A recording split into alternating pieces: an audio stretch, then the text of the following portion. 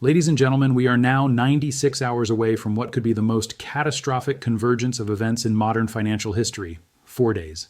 That's all we have before two unstoppable forces collide head-on in the global commodities market. And when they meet, the explosion will be felt in every pension account, every retirement fund, every 401k in the Western world.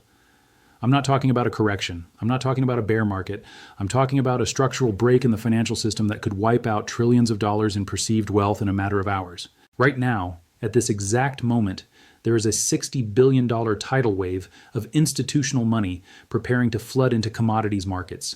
This money is coming from pension funds, from insurance companies, from sovereign wealth funds, from the largest pools of capital on planet Earth. They have no choice. Their allocations are mandated by law, by actuarial requirements, by investment committee decisions that were made months ago. And in exactly 96 hours, on January 10th, 2026, at the start of the new fiscal quarter, this money begins to deploy. $60 billion seeking to buy physical commodities, gold, silver, copper, lithium, rare earth elements, the building blocks of the modern economy. But here's the problem. At the exact same moment this $60 billion wave is preparing to hit the market, China has just slammed the export door shut. Not gradually, not with warnings, not with negotiations. They implemented a total freeze on critical mineral exports effective January 1st, 2026, 9 days ago, and the Western world is only now beginning to understand what this means. Let me be very clear about what a total export freeze means. It means that Chinese refineries, which process 70% to 90% of the world's critical minerals, are no longer selling to Western buyers. It means that the rare earth elements that go into electric vehicle motors, the silver that goes into solar panels, the graphite that goes into lithium-ion batteries, the gallium and germanium that go into semiconductors, none of it is leaving China. Zero. The supply has been cut off. In the next 40 minutes, I'm going to walk you through exactly what happens when $60 billion in institutional buy orders meets a brick wall of zero supply. I'm going to show you the specific pension funds that are exposed. I'm going to show you the mathematical impossibility of what they're trying to do. And I'm going to show you how to position yourself before the chaos begins. Because make no mistake, when this collision happens, there will be winners and there will be losers. The losers will be the people holding paper promises from institutions that cannot deliver. The winners will be the people holding physical assets that cannot be printed, cannot be rehypothecated, and cannot be confiscated by a failing system. Let me start by explaining the $60 billion wave, because most people have no idea this is coming. Every quarter, at the beginning of January, April, July, and October, large institutional investors rebalance their portfolios. This is not optional. This is mandated by their investment policy statements. A pension fund, for example, might have a target allocation of 60% stocks, 30% bonds, and 10% commodities. If stocks did well last quarter and commodities did poorly, the portfolio might now be 65% stocks, 28% bonds, and 7% commodities. So at the beginning of the new quarter, they have to rebalance. They have to sell some stocks and bonds and buy commodities to get back to the 10% target. This happens like clockwork, 4 times a year, every year. Now, normally this rebalancing is not a big deal. A few $billion flows from one asset class to another. The market absorbs it. Prices adjust slightly. Life goes on. But Q1 2026 is not normal. Throughout 2025, commodities underperformed dramatically compared to stocks. The S&P 500 was up 23% in 2025. The Bloomberg Commodity Index was up only 4%. This means that pension funds, insurance companies, and endowments are now massively underweight commodities. Some funds that should be at 10% commodities are sitting at 6% or 7%. And when you're managing a $500 billion pension fund, a 3% reallocation means $15 billion has to move. Multiply that across all the major institutional investors in North America, Europe, and Asia, and you get a total flow of approximately $60 billion that needs to move into commodities in the first 2 weeks of January. I've seen the internal memos. I've talked to people who work at these funds. The buy orders are already written. The allocation models have already run. The investment committees have already approved. On January 10th, which is this Friday, 96 hours from now, the trading desks at CalPERS, at the Ontario Teachers Pension Plan, at the Norwegian Government Pension Fund, at the Japanese Government Pension Investment Fund, they're all going to start executing the same trade. Buy commodities, buy gold, buy silver, buy copper, buy whatever is liquid and available. $60 billion, all at once, all seeking the same assets. Now, under normal circumstances, this would push prices up by maybe 5% or 10%. The market would digest the buying over a week or two. Sellers would emerge. New supply would be brought to market, equilibrium would be restored, but these are not normal circumstances, because on the other side of this trade, there is no supply. China has cut off the flow. Let me give you the exact timeline so you understand how we got here. On December 3rd, 2025, the Chinese Ministry of Commerce issued a statement announcing temporary restrictions on the export of certain critical minerals. The statement was vague. It mentioned national security concerns and supply chain security. Western analysts dismissed it as posturing. On December 15th, 2025, the restrictions were upgraded to comprehensive export controls, covering 17 different mineral categories. Still, the financial media barely covered it. It was buried on page 12 of the Financial Times. On January 1st, 2026, the export controls went into full effect, and this is when Western industrial companies started to panic, because what China did was not just restrict exports, they froze them. A restriction means you can still export, but you need a license, and the licensing process is slow and bureaucratic. A freeze means no exports, period, regardless of licensing, and that's what we have now. 0 exports. I've confirmed this with 3 separate sources who work at commodities trading firms. Orders that were placed in December for delivery in January have been canceled.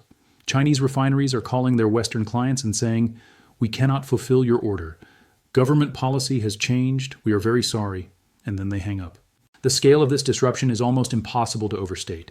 Let me give you some specific numbers. China produces 70% of the world's refined rare earth elements. They produce 80% of the world's refined gallium. They produce 60% of the world's refined germanium. They produce 75% of the world's polysilicon, which is essential for solar panels.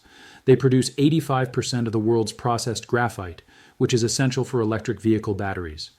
And now all of that production is staying inside China. It's not coming to the United States. It's not going to Europe. It's not going to Japan or South Korea. It's staying in China to feed Chinese industries and to stockpile for future Chinese use. Western governments knew this was a risk. They've been talking about reshoring critical mineral supply chains for 5 years. But talking about it and actually doing it are 2 different things. Building a rare earth refinery takes 7 to 10 years. Building a solar-grade polysilicon facility takes 5 to 8 years. Building a graphite processing plant takes 3 to 5 years. We don't have 7 years. We don't have 5 years. We don't even have 5 months. We have 96 hours before the $60 billion wave hits a market with no supply. And when unstoppable force meets a movable object, something breaks. In this case, what breaks is the price. And what breaks is the entire institutional investment framework that assumes markets are liquid and assets are available. Now you might be thinking, John, surely the pension funds know about the China export freeze. Surely they're not going to try to buy 60 billion of commodities if there's no supply. And you'd be wrong, because the pension funds don't have a choice. Their mandates are set. Their allocations are determined by investment policy statements that were written years ago and approved by boards of trustees. Changing those allocations requires months of committee meetings, legal reviews, and regulatory approvals. They can't just wake up on January 9th and say, never mind, we're not buying commodities this quarter. The machine has already started, the orders are in the system, and on Friday morning, January 10th, at 9:30 a.m. Eastern Time, when markets open, the buy programs will execute automatically. Algorithms will start bidding, traders will start calling, and the hunt for $60 billion worth of commodities will begin, except there's nothing to buy. Now that you understand the collision that's coming, we need to identify exactly who is exposed. Because not all pension funds are created equal. Some are more aggressive in their commodities allocations, some have more flexibility in their mandates, and some are so large and so rigid in their investment policies that they're going to be caught in a trap with no way out. Let me walk you through the major players and show you exactly how much money each one needs to deploy into commodities over the next 96 hours. Let's start with the biggest pension fund in the United States, the California Public Employees Retirement System, known as CalPERS.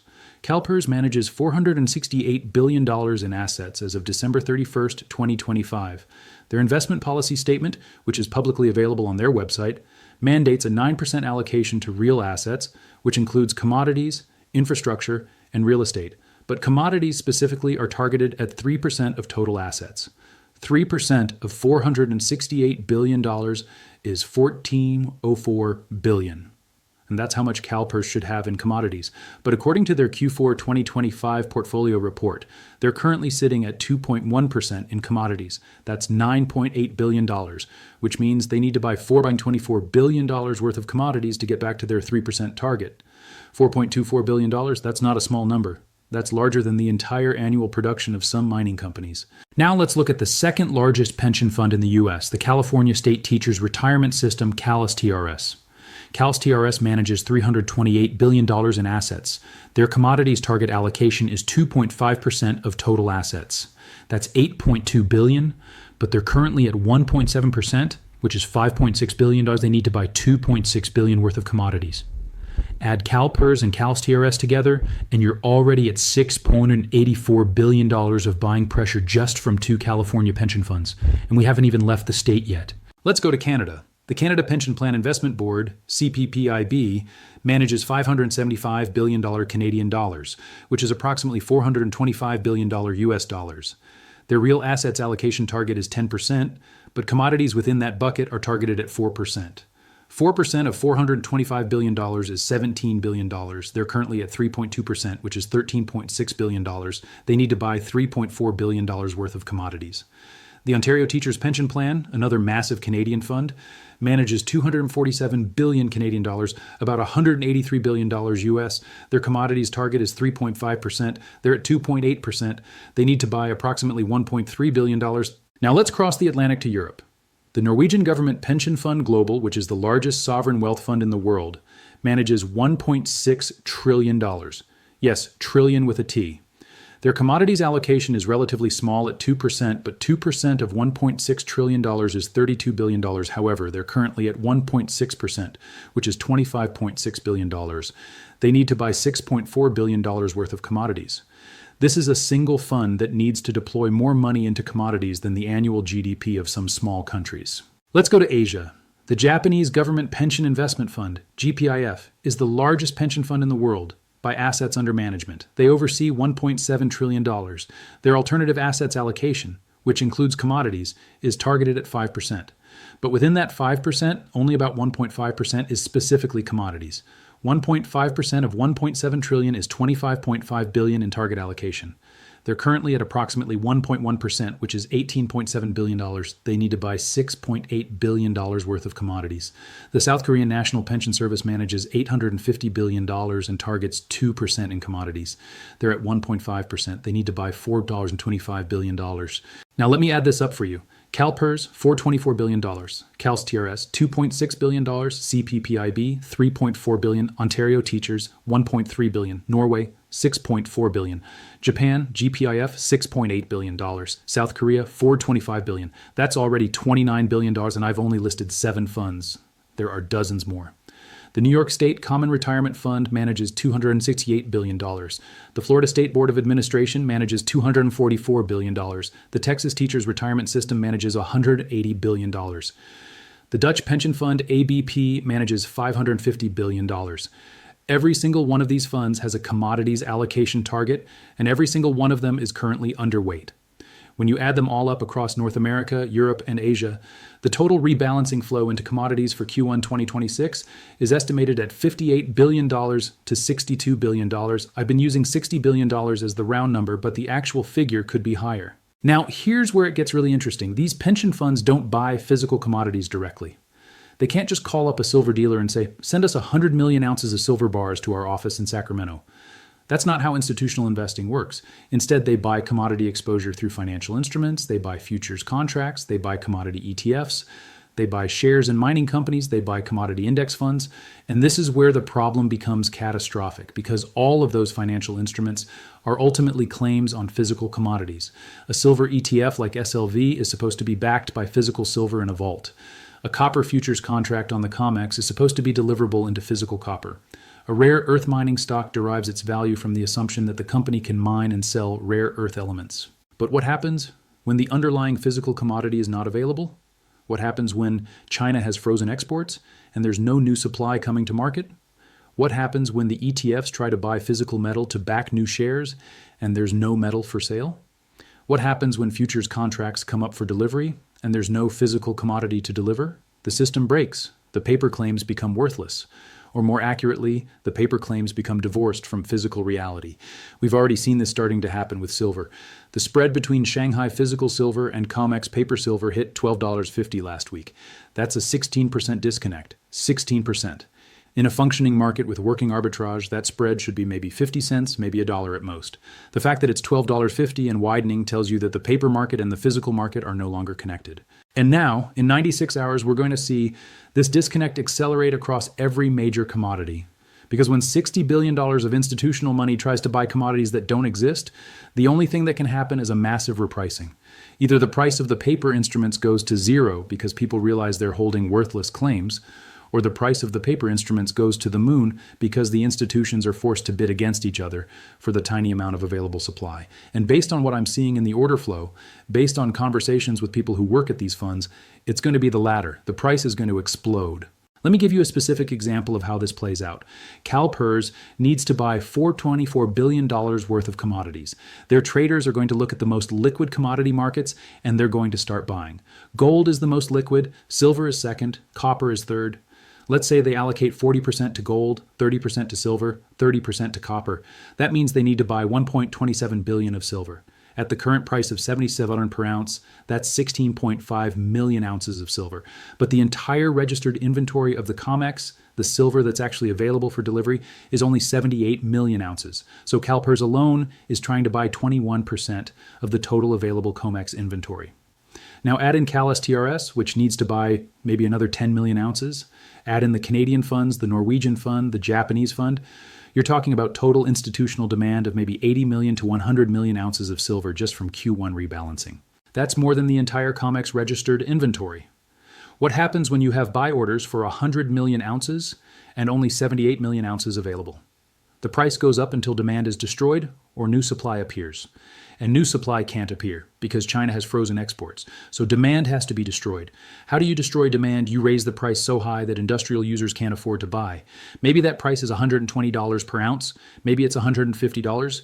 Maybe it's $200. Nobody knows where the clearing price is because we've never been in this situation before. We've never had $60 billion of institutional buying hitting a market with zero new supply from the world's largest producer.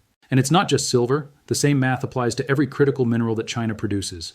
Rare earth elements, gallium, germanium, graphite, lithium. The pension funds need to buy commodities to meet their allocation targets. The commodities aren't available. The price has to rise. And when the price rises, the pension funds have a problem because they're buying at the top. They're buying at the moment of maximum scarcity. They're buying right before the price potentially crashes back down when governments intervene or when demand destruction finally kicks in. This is the worst possible time to be deploying $60 billion into commodities. But they have no choice. The machine is automated, the allocations are mandated, and the collision is inevitable. Now, we need to talk about why China did this. Because the export freeze is not a random decision. It's not a knee-jerk reaction to tariffs or trade disputes. This is a calculated strategic move that's been in planning for at least 2 years. And when you understand the why behind the freeze, you'll understand that this is not temporary. This is not going to be resolved with negotiations. This is a permanent restructuring of the global commodities supply chain. And the West is about to find out what it feels like to be on the losing side of that restructuring. Let's start with the context. For the last 30 years, China positioned itself as the world's factory. They built the manufacturing capacity, they built the refining capacity, they built the processing capacity, and Western companies happily outsourced everything to China because it was cheaper, it was more efficient, and it allowed Western consumers to buy products at lower prices. We sent China our raw materials, they processed them, and they sent back finished goods. Everyone was happy, China got wealthy, Western consumers got cheap electronics and solar panels. The system worked. But something changed around 2020, 2021. China started to realize that being the world's factory, while profitable, was not the same as being the world's power. Real power comes from controlling resources, not from processing someone else's resources. Real power comes from being able to deny access, not from being dependent on selling to others. And China looked at the global supply chain and realized they had built themselves into a trap. Yes, they controlled 70-80% of critical mineral processing. But they didn't control the mines. The lithium mines are in Australia and Chile. The copper mines are in Chile and Peru. The silver mines are in Mexico and Peru. China was the middleman, not the owner. So they started to pivot. They started buying equity stakes in foreign mines. Chinese companies bought lithium mines in Australia. They bought copper mines in the Democratic Republic of Congo. They bought rare earth mines in Myanmar. They signed long-term purchase agreements with mining companies in Latin America. And simultaneously, they started building domestic stockpiles. If you look at Chinese import data from 2020 to 2025, there's a clear pattern. Imports of raw materials increased dramatically even as domestic demand was relatively stable. Where did the extra material go? Into strategic reserves, into government warehouses, into stockpiles controlled by state-owned enterprises. By the end of 2025, China had accumulated what independent analysts estimate to be somewhere between 18 and 24 months of critical mineral inventory. That's not a public number. China doesn't publish their strategic reserve data the way the United States publishes strategic petroleum reserve data.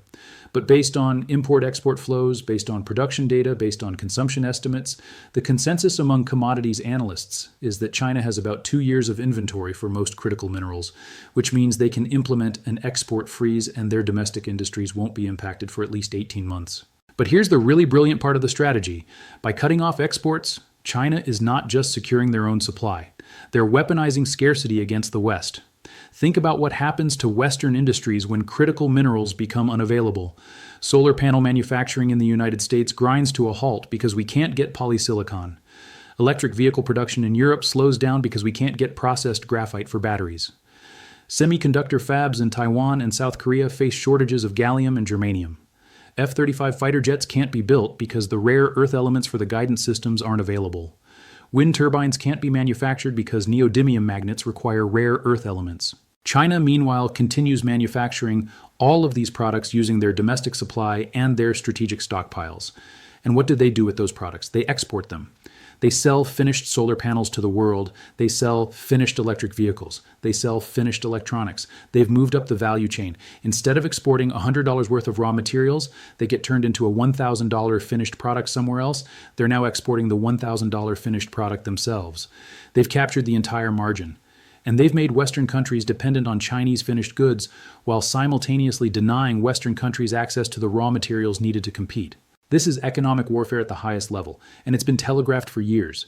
In 2022, President Xi Jinping gave a speech to the Chinese Communist Party Congress where he said, "We must secure our supply chains and reduce dependence on foreign powers for critical inputs."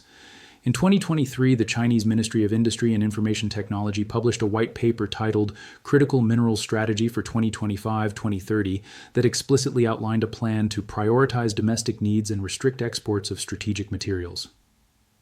In 2024, China implemented the first phase of export controls on antimony and tungsten. Western analysts said it was just posturing. It wasn't. It was a test run. And now, in January 2026, the full strategy has been deployed. Total export freeze on 17 categories of critical minerals. And the timing is not coincidental. China waited until the West was maximally vulnerable. They waited until electric vehicle mandates were already in place. They waited until solar panel installations were already committed. They waited until semiconductor demand was already projected to grow by 15% in 2026. They waited until Western pension funds were about to rebalance $60 billion into commodities. And then they pulled the rug out. Now, some people will say, but John, doesn't this hurt China too? Don't they need to export to earn foreign currency? Don't they need Western markets? And the answer is no, not anymore. China's economy has reached a level of maturity where domestic consumption can sustain growth. They have 1.4 billion people. If they focus on raising domestic living standards, on building infrastructure, on transitioning their own economy to green energy, they have decades of internal growth ahead of them. They don't need to sell to the West the way they did in the 1990s or 2000s. More importantly, China has been building alternative trade networks. The Belt and Road Initiative, which was launched in 2013, has created infrastructure and economic ties with over 140 countries. China can sell to Africa, they can sell to Southeast Asia, they can sell to Latin America, they can sell to the Middle East. Yes, Western markets are large and wealthy, but they're not irreplaceable.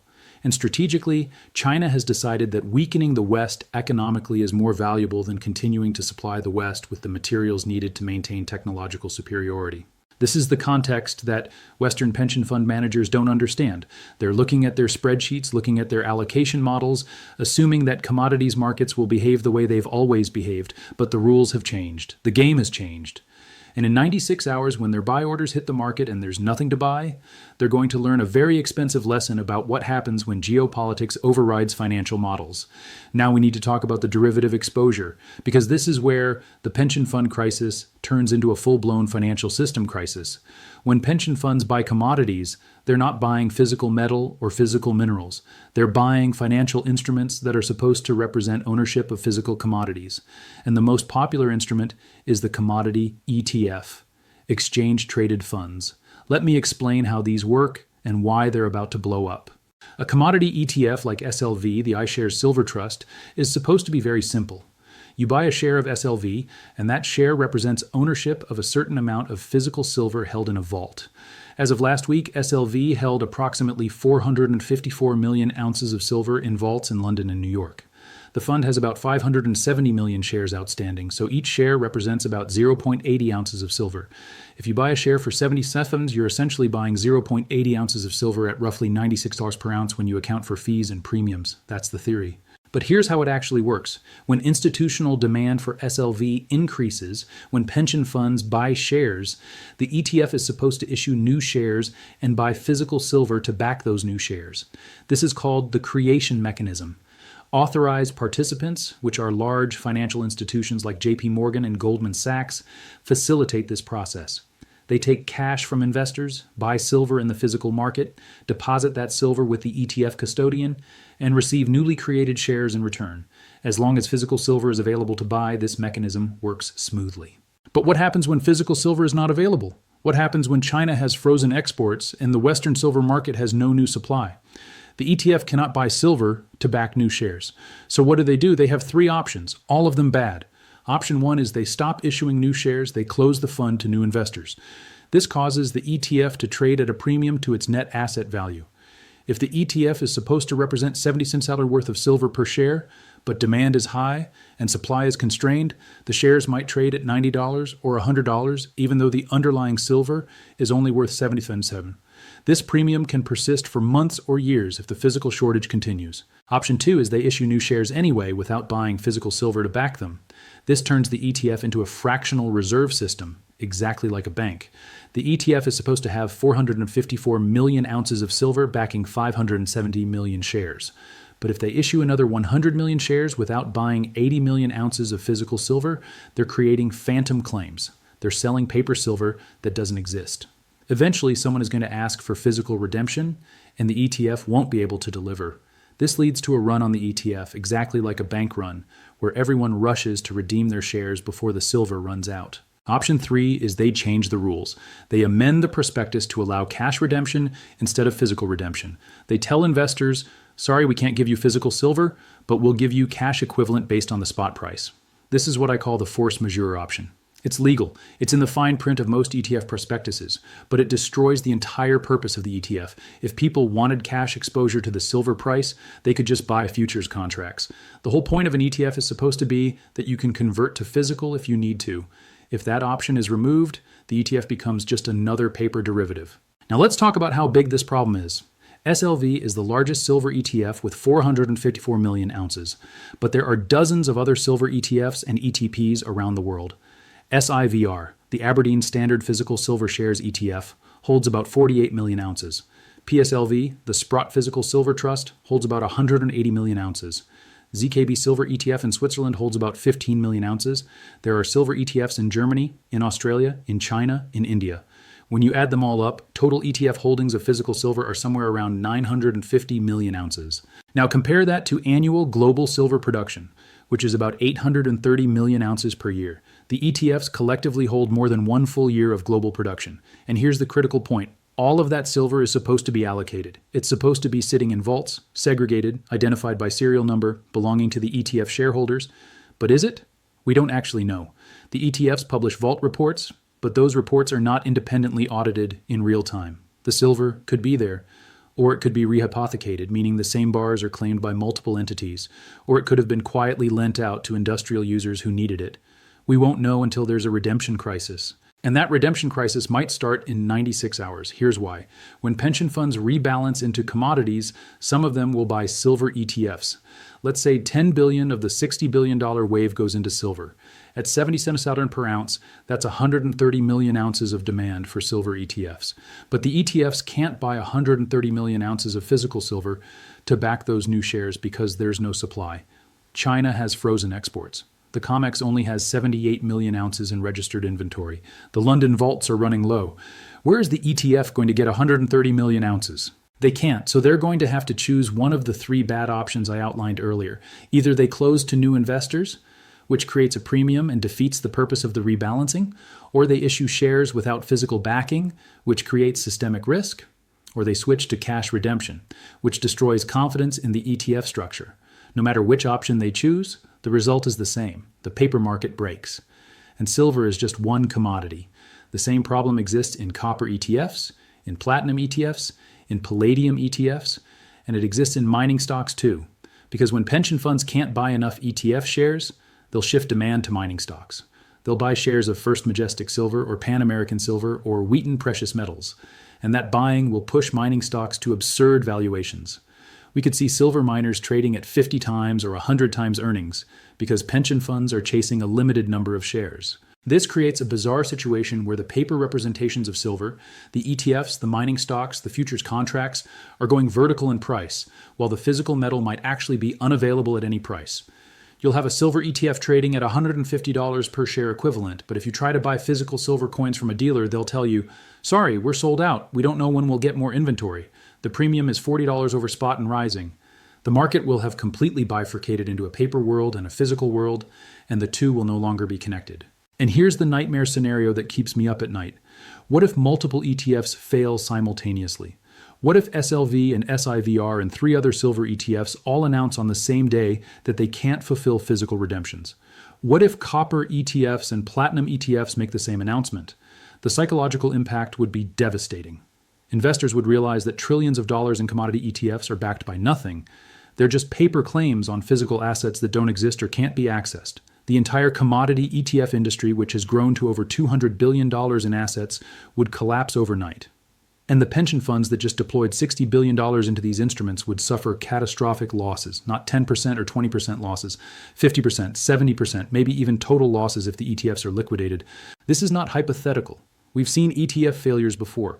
In 2020, the USO oil ETF had to completely restructure because it couldn't roll its futures contracts efficiently during negative oil prices. The ETF lost 80% of its value in a matter of weeks, even though oil eventually recovered. The same thing could happen to commodity ETFs in 2026 if the physical shortage persists and redemptions accelerate. So we've diagnosed the problem. We've shown you the $60 billion wave. We've shown you the China export freeze. We've shown you the derivative bomb in the ETF market. Now comes the most important question. What do you do about it? How do you position yourself to not just survive this collision, but potentially profit from it? And the answer, as always, is to do what the smart money is doing.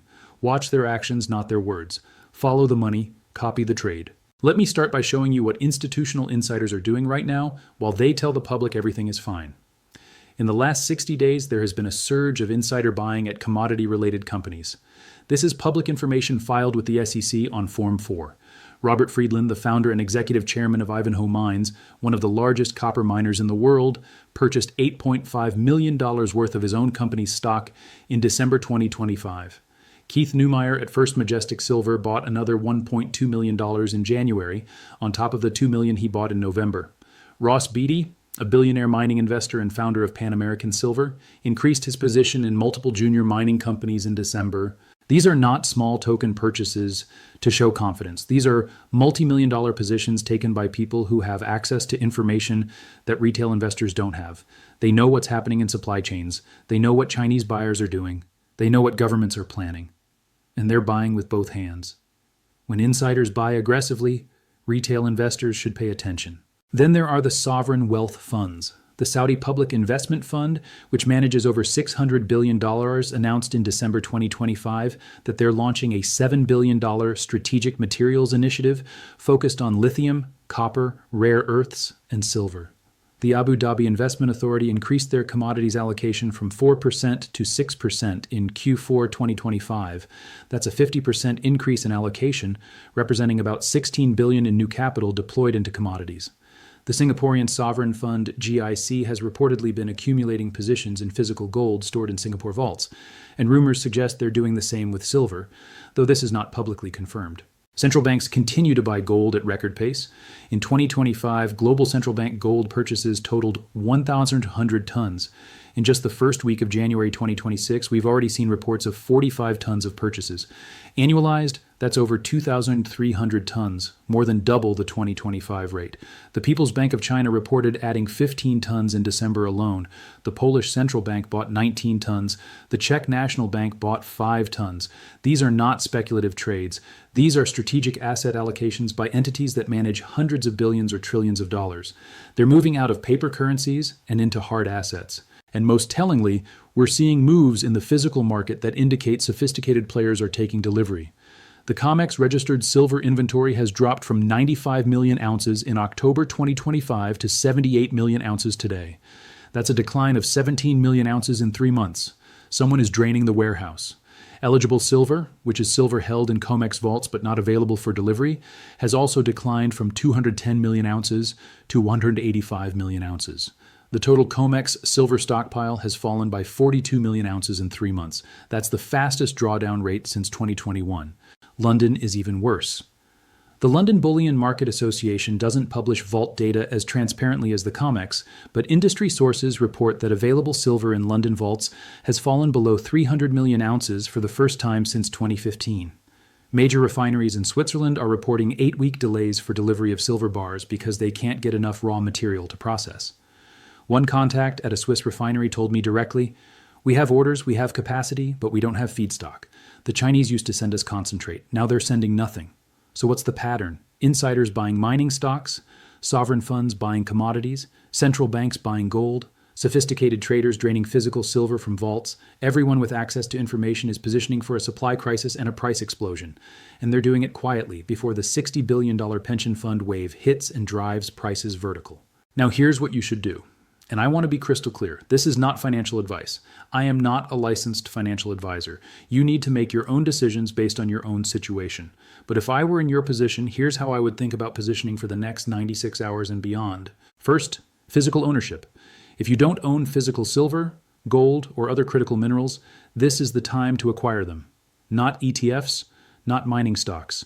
Physical metal that you can hold in your hand or store in a secure allocated vault. The reason is simple. When the ETFs fail, when the paper market breaks, the only thing that will matter is physical possession. Paper claims will be worthless or severely discounted. Physical metal will be priceless. Right now, you can still buy silver coins and bars from dealers at premiums of $5 to $8 over spot. In 96 hours, those premiums could be $20 to $30 over spot as panic buying begins. In 2 weeks, dealers might be completely sold out with no availability at any price. My recommendation would be to allocate 15% to 25% of your investable assets to physical silver, depending on your risk tolerance and financial situation. If you're conservative, 10% to 15%. If you're aggressive, 25% to 35%. Buy a mix of products. Generic rounds for lowest premium, government coins like silver eagles for liquidity, and 10-ounce or 100-ounce bars if you're buying larger quantities. Take delivery to your home if possible and store it securely. If you're buying large amounts, consider allocated storage with a company like Brinks or Loomis, where the metal is segregated and insured. Second, mining stocks as leverage. Physical metal is the foundation, but mining stocks provide leverage to the metal price. Historically, when silver rises 50%, silver mining stocks rise 150% to 200%. The leverage works both ways. They fall faster too, but if you believe the supply crisis is real, mining stocks are the way to amplify gains. Focus on producers, not explorers. Companies that are already mining and generating revenue. First Majestic, Pan American Silver, Hecla Mining, Kerr Mining, MAG Silver. These are established companies with operating mines. Avoid junior explorers unless you really know what you're doing. I would allocate 5% to 10% of your portfolio to a basket of 5 to 8 mining stocks. Third, avoid the ETFs. I know this contradicts what I just said about pension funds buying ETFs, but that's exactly the point. The pension funds are forced buyers. They have to buy because of their mandates. You're not forced. You have a choice. And the smart choice is to avoid the instruments that are most likely to fail when the redemption crisis hits. We're at the end now. You've seen the evidence. You understand the $60 billion wave. You understand the China export freeze. You understand the derivative bomb. You understand what the smart money is doing. Now you have a decision to make. And you have 96 hours to make it before the collision begins. Let me lay out the timeline one more time so it's absolutely clear. Today is Monday, January 6th, 2026. In 96 hours, it will be Friday, January 10th at 9:30 a.m. Eastern Time when U.S. markets open. That's when the pension fund rebalancing begins. That's when $60 billion in institutional buy orders hit the commodities market. That's when pension fund traders at CalPERS and CPPIB and the Norwegian fund start executing their algorithms. That's when the hunt for commodities begins in a market with no supply.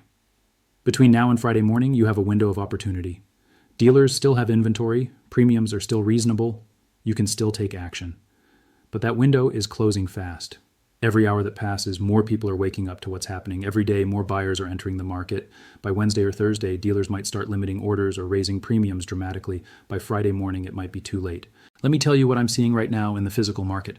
I've talked to 5 major bullion dealers in the last 48 hours. All of them report the same thing. Sales volumes are up 300% to 500% compared to this time last year. Inventory is moving fast.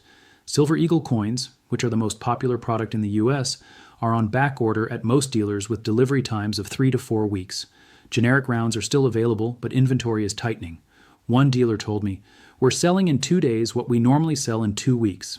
If this pace continues, we'll be sold out of everything by next Monday." Premiums are already starting to rise. 2 weeks ago, you could buy Silver Eagles for $4.50 over spot. Last week it was $5.50. This week it's $6.50 to $7.50 depending on the dealer. That's a $3 increase in 2 weeks. The trend is clear. And when the pension fund wave hits on Friday, when institutional buyers start competing for supply, premiums could double or triple overnight. The same pattern is happening globally. Dealers in Europe report surging demand. The Perth Mint in Australia, which is government-owned, announced last week that they're extending delivery times to 6 weeks due to unprecedented demand. The Royal Canadian Mint is operating at maximum capacity and still can't keep up with orders. This is not normal January buying. This is panic buying, and it's only going to accelerate. Now let me address the skeptics. I know there are people watching this who think I'm being alarmist, who think this is just fear-mongering to drive clicks. And to those people I say, look at the data yourself. Don't take my word for it. Go to the Federal Reserve website and look at the discount window lending. Go to the Shanghai Futures Exchange and look at the silver price. Go to your local coin dealer and ask them about inventory. The data is public. The facts are indisputable. The only question is whether you're going to act on the information or ignore it. I also want to address the risk of being wrong. What if I'm wrong? What if the pension fund rebalancing doesn't cause a price spike? What if China reopens exports next week? What if everything I've told you is based on flawed assumptions? If that happens and you bought physical silver at $77 per ounce plus a $7 premium, so $84 all in, what's your downside? Maybe silver drops to $65 and you've lost 22%. That's painful, but it's not catastrophic. You still own real metal. You can wait for the price to recover. Physical silver has been around for 5,000 years. It's not going to zero. But what's your upside if I'm right? If the pension fund wave hits a wall of no supply, if China keeps exports frozen, if the ETFs start failing, silver could go to $120, $150, maybe $200 per ounce. From $84 all-in cost, that's a gain of 43% to 138%. Risk reward is asymmetric. You risk losing 20% to 25%. You could gain 50% to 150%. That's a bet I'm willing to take. And based on the data, it's a bet that institutional insiders and sovereign funds are taking too. So here's my final message. You have 96 hours, 4 days. Use them wisely. Don't wait until Friday morning when everyone else is panicking. Don't wait until dealers are sold out. Don't wait until premiums are $20 over spot. Act now while you still can. If you're going to buy physical silver, do it today or tomorrow. If you're going to buy mining stocks, do it this week before the pension fund buying starts. If you're going to reposition your portfolio, do it before the collision happens, not after. The smart money has already moved. The insiders have already positioned. The sovereign funds have already allocated. Now it's your turn. The question is not whether the collision is coming. The collision is inevitable. The math is undeniable. $60 billion seeking to buy commodities that don't exist. The question is whether you'll be positioned on the right side of the trade when it happens.